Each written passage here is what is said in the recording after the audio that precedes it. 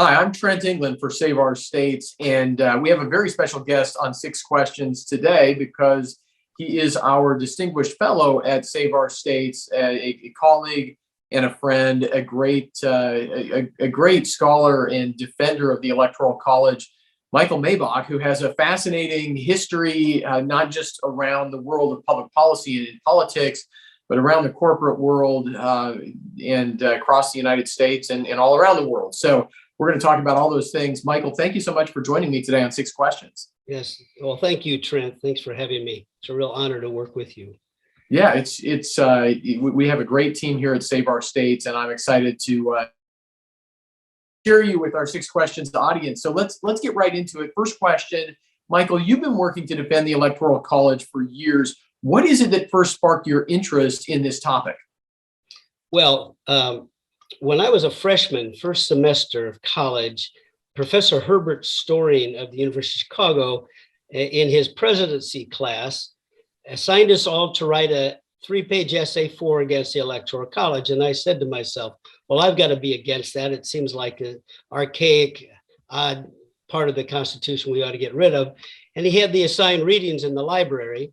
And I went and I read the readings of both the opposition and the supporters of the Electoral College. And I said, oh my gosh, I'm changing my mind because of these readings, which is the first time in my young life I had actually gone 180 degrees different because of something I read.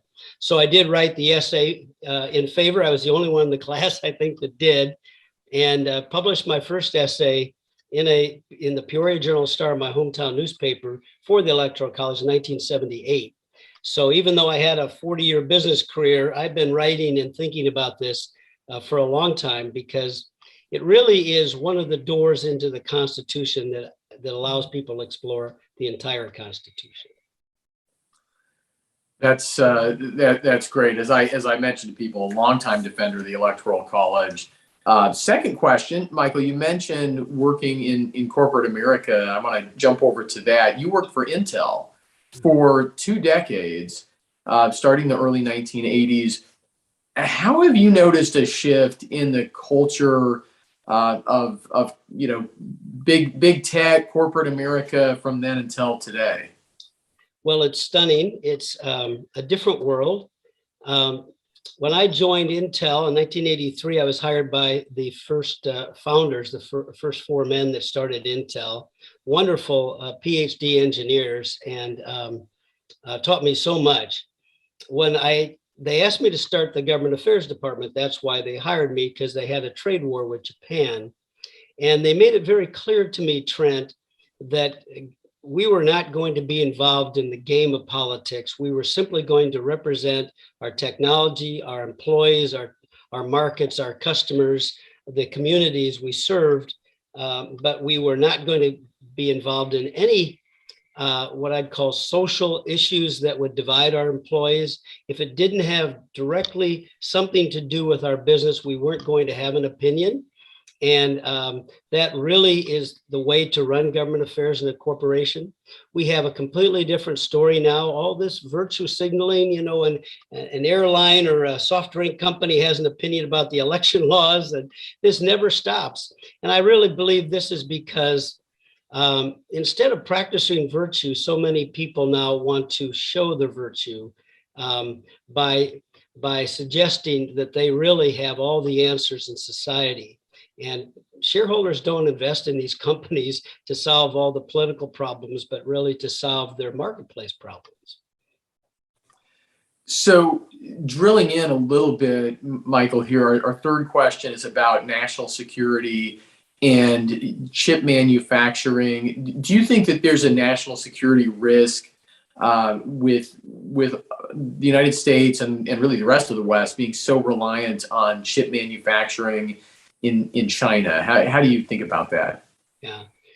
When I was in the industry, the US accounted for almost 50% of global production, and now I think it's about 13%. Some of it is in Taiwan, some of it is in China. Not a lot in China, but certainly Taiwan and other countries, Korea, non-US sources. Semiconductors or computer chips are the crude oil of the information age. Artificial intelligence, of course, everything you do with your phone, everything online, cyber security, cyber warfare, robotics. Yeah, we've discovered how reliant all of our cars are on computer chips. I think that's been a real learning experience for people over the last year. That Yeah. if you can't get chips, you can't get cars. Yeah, it's really quite remarkable. Semiconductor technology is placing the memory and logic of man into work, into tools that we have around us, and therefore it is sort of in the change from the agricultural age to the machine age had to do with implanting man's arms and legs in metal objects and gears and levers and like on a locomotive train. This is, instead of man's arms and legs, this is putting man's memory and logic into work. And it really is an incredibly powerful and yet critical technology. And there is a national interest here. The last thing I'll say is the Chinese government is one big industrial policy machine, and there are no checks and balances. There is no public that has an opinion, etc. So it's a place of industrial mercantilism without any of the checks and balances that our founders said are critical to liberty, but also to good government. Michael, you're involved with the Institute of World Politics, right? And you often give speeches on college campuses. Are you surprised by the shift away from free speech in academia?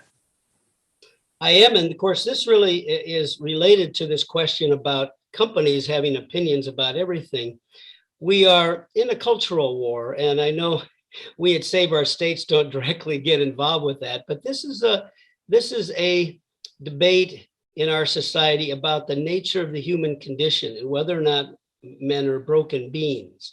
The founders really believed, and this is the whole idea of checks and balances, that, Madison wrote in Federalist 51, if men were angels, we wouldn't need this Constitution. Men are not angels. They are they are fallible and sometimes problematic creatures. And the whole idea of free speech is to silence the discussion and debate about this nature, but to say we've already decided that man's nature is a problem and that we have to change it. And anybody that wants to debate any issue that we have before us is really, it's almost an act of violence to some people. And of course, of the 55 people in Philadelphia, only 39 signed the Constitution. And the ones that didn't primarily were concerned we didn't have a Bill of Rights like George Mason, Patrick Henry. And of course, the first thing the great James Madison did when he got in Congress was to enact through the Congress and the states the Bill of Rights. And its first article is free speech. The founders knew this was critical to free people. I'm talking with Michael Maibach here on our 6 Questions podcast. Michael, question number 5. The Electoral College is often attacked for being racist and rooted in slavery or the politics of slavery. Michael, what do you say to that? So one of the things I like to open my talks on Electoral College with are paintings in 1776 of world leaders. The king and queen of this and that, the emperor. There were no elections in the world in 1776. And then I have pictures of slave markets in Africa, in China, across the Middle East, etc. In 1776, every country had slaves or was in slave trade business, including our own country, which was part of the British Empire.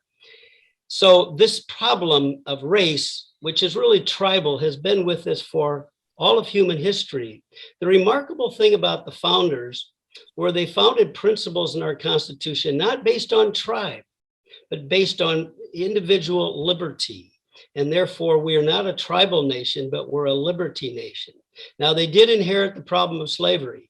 and it was 20% of the population, something like that at the time. And the best they could do was have a constitution that outlawed the slave trade, that diminished the representation of those slaves because they didn't have a vote. And that was the best they could do to get 13 states to agree on a national government, if you will. I do like to point out also that in the last 12 months, over 2 million illegal immigrants have come across our southern border, virtually none of whom are white or Caucasian. Those folks must know something about our freedom in this country under this Constitution. We did fight a civil war. 700 and some thousand people died to end slavery. I think I've been to 67 countries. This is probably the least racially based society I've ever experienced. My gosh. And so this charge of racism now, mathematics is racism and your choice on the menu is racist, et cetera, has really become just a tool to shut down debate. And what we try to do at the Save Our States is open minds, open debate, and take seriously those arguments for and against the Electoral College. Absolutely. Could not agree more, obviously. Michael Maibach, our distinguished fellow at Save Our States. Last question on our 6-question podcast is always, who is your favorite founding father and why? So I thought about this, and I think James Madison. Madison was this fellow that wasn't very tall in stature, a brilliant young man, and he was concerned that the Articles of Confederation in this young republic were falling apart. And he listed in an essay 21 flaws in this. He organized the conference in first Alexandria, then Annapolis, and then he got all but Rhode Island. Of course, he recruited George Washington to gather people into Philadelphia in the summer of 1787. 3 months they spent, 55 men, with no air conditioning and the drapes drawn. And he helped them get, actually through the last week of the convention, the Committee of 11, where they created the Electoral College, he had enough leadership and management skills to get those 13 states, 12 plus Rhode Island, to agree to a constitution, which then we had ratification conventions, et cetera. And then finally, he was true to his word in his private conversations that he went to Congress, got the Bill of Rights through the Congress and enacted in the states, and really gave us the republic we have today. So I think Madison, his greatest achievement surely was organizing and in effect leading the Constitutional Convention. Yeah, Madison, he's such a remarkable thinker and yet a practical enough man to get things done. Yeah. At times when people like Jefferson and Adams weren't always quite so practical, I always wonder, without Madison there, it just seems so unlikely that they could have accomplished nearly as much. And even those other individuals, right? They needed somebody like Madison to be the catalyst or the glue at times that held everything together. Michael Maibach, thank you so much for being a guest on our 6 Questions podcast. Thank you for being a part of Save Our States. I also want to give a big shout out as we wrap up this episode to Harry Roth, who was the instigator, really the creator and producer of Save Our States, and additional production work also done by Alex Jones.